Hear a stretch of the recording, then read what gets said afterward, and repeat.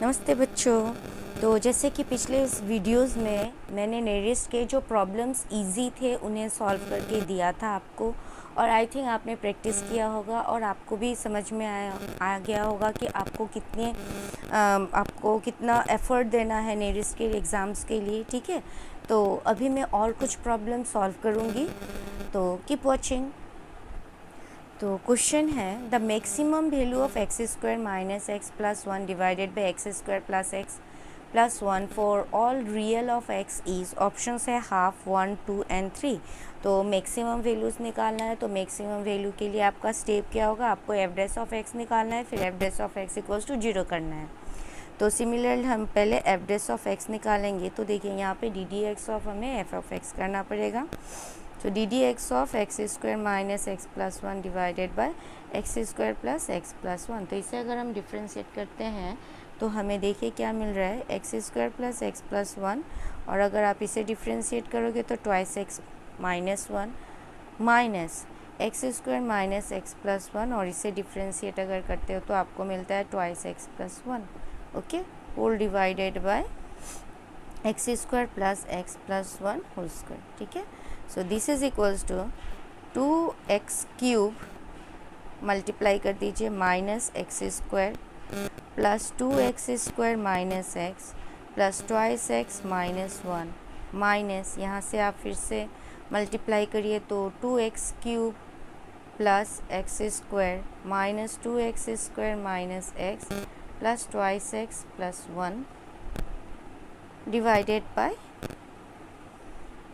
X square plus x plus one whole square. Okay, so देखिए अगर हम bracket हटा देते तो हमें क्या मिल रहा है, 2x क्यूब, यहाँ देखिए एक्स स्क्वायर और ये तो plus x square plus x minus one minus 2x cube, और ये हो जाएगा plus x square minus x. Okay, ये आप करिएगा तो आपको प्लस एक्स मिलेगा, प्लस इंटू माइनस माइनस और माइनस वन। ओके, सो अभी हमारा ये कैंसल्ड हो जाएगा और ये कैंसल्ड हो जाएगा, होल डिवाइडेड बाय हमें मिल रहा है x square plus x plus one whole square. Okay,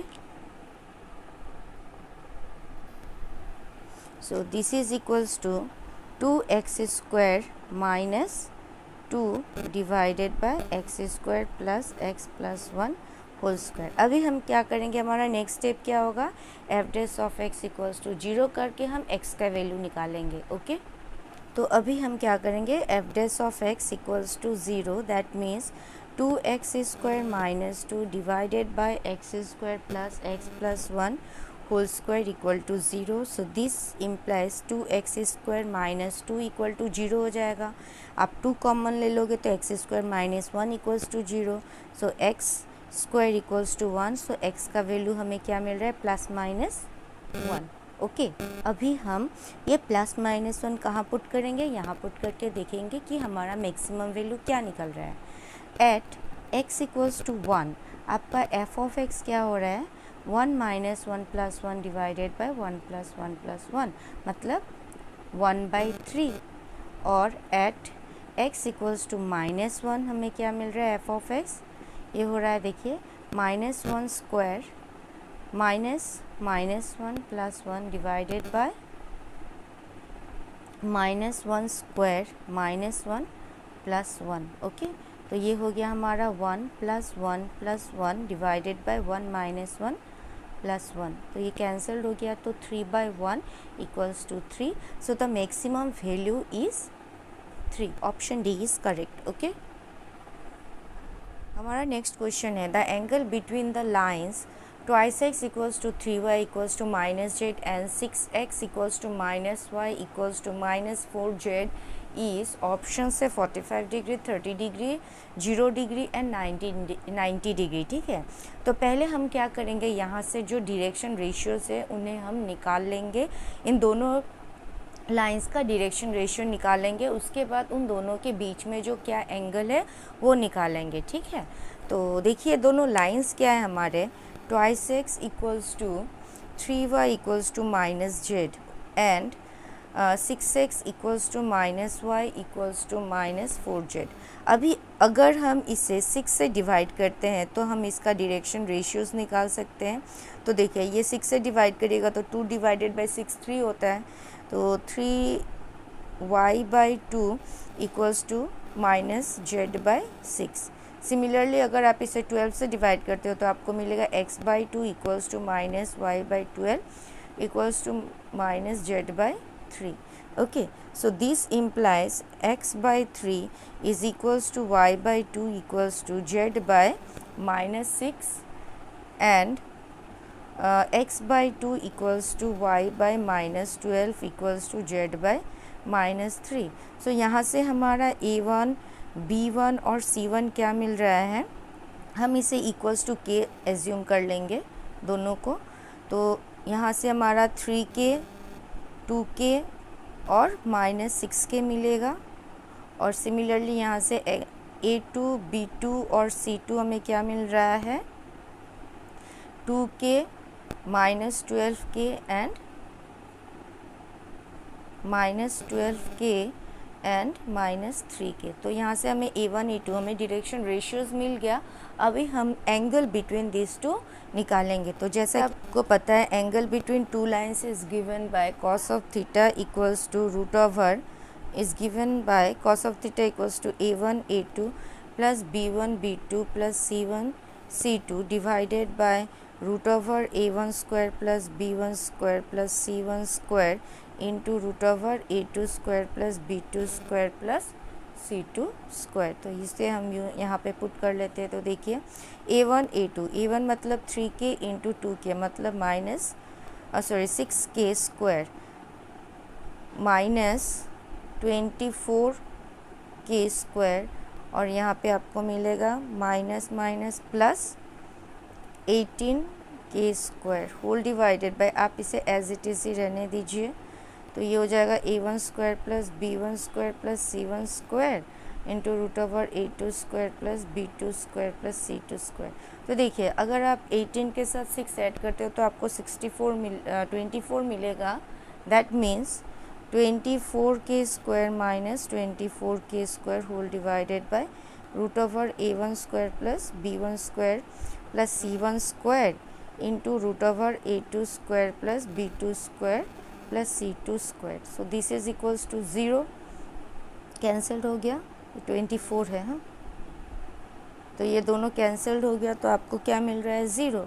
अभी हमें मिला cos theta equal to 0। cos theta 0 कब होता है, जब थीटा इक्वल्स टू 90 डिग्री हो। तो हमारा cos थीटा क्या हो जाएगा, 0 हो जाएगा। Therefore the correct option is D. हमारा नेक्स्ट क्वेश्चन है the greatest rate of increase of u equals to x y z square at the point 1, 0, 3 is options are 9, 3, -9 and 0। तो आप याद रखना जब भी आपको ग्रेटेस्ट रेट ऑफ इंक्रीज़ का प्रॉब्लम दे तब आपको ये यूज़ करना है delta u equals to del u by del x i cap plus del u by del y j cap plus del u by del z k cap. Okay, ये हो गया हमारा ग्रेटेस्ट रेट ऑफ इंक्रीज़ का formula. यहाँ पे del u by del x क्या है, differentiating u partially with respect to x, again differentiating u partially with respect to y and differentiating u partially with respect to z। तो यहाँ पे हमारा u क्या है, x y z square. Okay, तो अगर आप इसे डिफ्रेंशिएट करोगे तो when you differentiate with respect to x तब आपका y और z क्या हो जाएगा, कांस्टेंट हो जाएगा। तो आपको मिलेगा Y Z square I cap plus यहाँ हो जाएगा x z square j cap, और when you differentiate with respect to z x and y is taken as constant k cap. Okay, अभी हमें बोला गया है at what point we have to find the greatest rate at the point 1, 0 and 3. So in place of x, y, z we will put these values. तो ये हो जाएगा, देखिए y इंटू जेड, y है 0, z है, तो ये हो गया 0 i कैप प्लस x और z, x 1 है z 3 है, तो that square is 9 j cap plus 0 k cap, मतलब आपको डेल्टा ऑफ u कितना मिला 9 j कैप। अभी हमें निकालना है, ये आप याद रखिएगा, the greatest rate of increase of u at the point 1, 0, 3 is equal to the maximum value of del u at the point 1, 0 or 3, which is equal to mod of delta u, that is equals to mod of 9. Okay, so this is equals to 9 ही होता है, therefore the correct option is. Next question है, if S is any closed surface then the value of double integration curl f vector dot n cap ds is, option है -2, 2, 1 and 0। तो ये direct formula है और इसका value होता है 0। So if S is any closed surface then the value of double integration of our curl f vector dot n cap ds is 0, so the correct option is D. Next question है, for a binomial variable x, if n equals to 5 then n equals to 5 and p bracket x equals to 1 equals to 8p bracket x equals to 3, then p is given by, option से 4/5, 1/5, 1/3 and 2/3। ठीक है, तो binomial variable का formula है small x capital x of x equals to, आप ये formula याद रखना, for a binomial distribution it is given by n c x p to the power x q to the power n minus x. बस ये formula आप याद रखना, इस फॉर्मूला को ही अप्लाई करना है यहाँ पे। तो देखिए हम कैसे करते हैं, यहाँ पे x कुछ भी हो सकता है, 0, 1, 2 डॉट डॉट डॉट, ये फॉर्मूला हम लोग का है। तो अभी हमें दिया गया है p of x equals to 1 equals to 8p of x equals to 3। Okay, so this implies n क्या है हमारा, n का वैल्यू 5 दिया गया है, तो 5c x का वैल्यू कितना है 1 है। Okay, p to the power अभी 1 हो जाएगा, q to the power n minus 1 मतलब 5 minus 1 equals to 4। Similarly 8 into, अभी आप सेम प्रोसेस करो, 5c3 p cube q to the power 5 minus 3। Okay, so this implies 5c1 5 होता है, p to the power 1, p to the power 1 मतलब p, q to the power 4 equals to, ये हो जाएगा 8 into factorial 5 divided by factorial 3 into factorial 2 p cube q to the power 2। Okay, तो अभी देखिए हमें क्या मिल रहा है, यहाँ से आप 5 q square equals to 8 into, इसे आप ब्रेक कर दो तो फैक्टोरियल 5 को लिख सकते हो 3 into 4 into factorial 3 divided by factorial 3 into factorial 2 is equal to 2। तो ये कैंसिल हो गया, 2 मिलेगा, ये कैंसिल हो गया, factorial 3 p square. Okay, so this implies p square means what, देखिए in a binomial distribution p plus q equals to 1 होता है, तो यहाँ से q का वैल्यू मिल सकता है 1 माइनस p, तो यहाँ हम पुट कर देंगे 5 into 1 minus p square is equals to 8 into 5 into 2 p square. Okay, तो 5 5 cancel, so this implies 1 minus 2p plus p square equals to 16p square. Okay, so this implies 1 minus 2p minus 15p square equal to 0। यहाँ से हम p का value निकाल लेंगे, तो 1 minus 5p plus 3p minus 15p square equal to 0। So यहाँ से आप 1 कॉमन लीजिएगा तो 1 माइनस 5p, और यहाँ से 3p कॉमन ले लीजिए तो 1 minus 5p is equals to 0। So हमें मिल रहा है 1 plus 3p into 1 minus 5p equals to 0।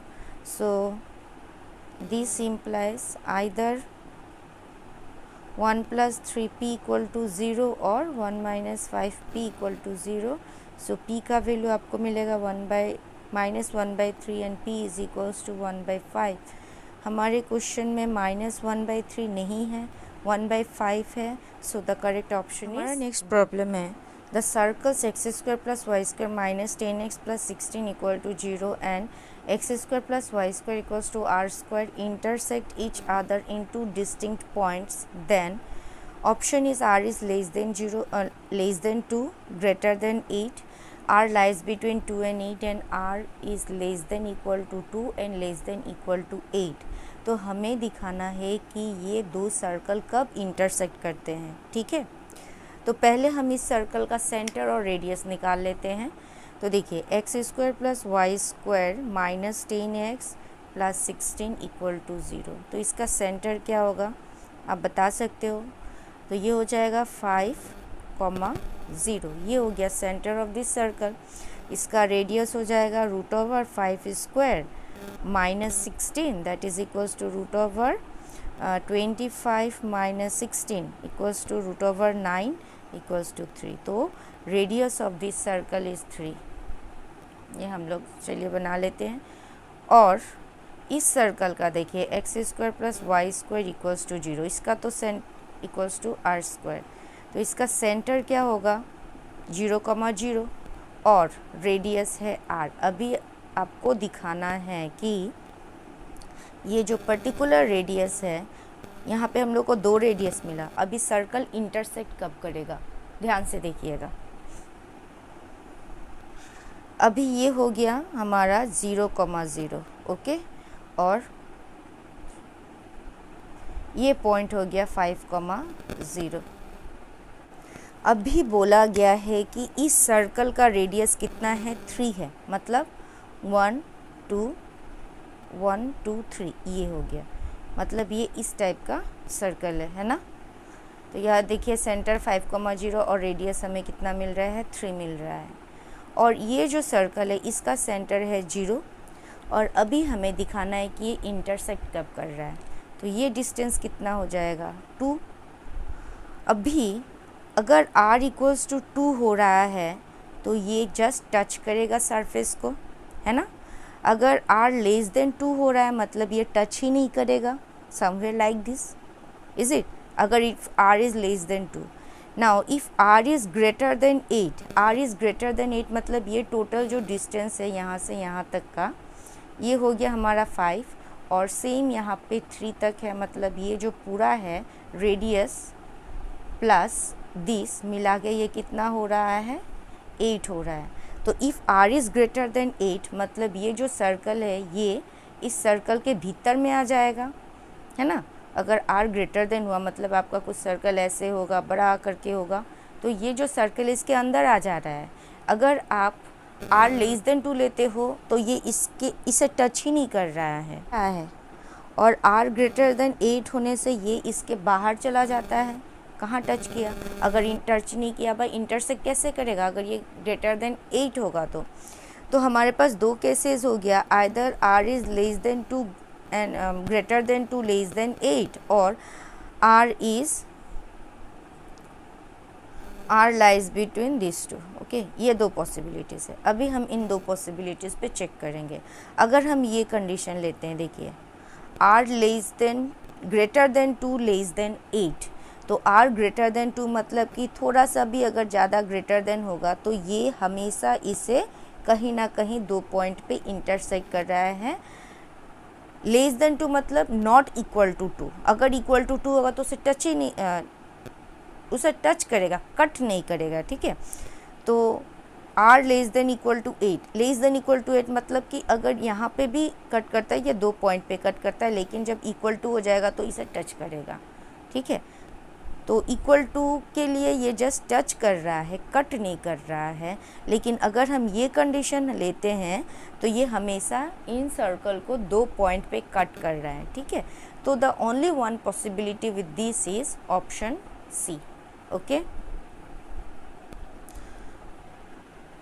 तो आई होप आपको मेरा ये एक्सप्लेनेशन समझ में आया होगा.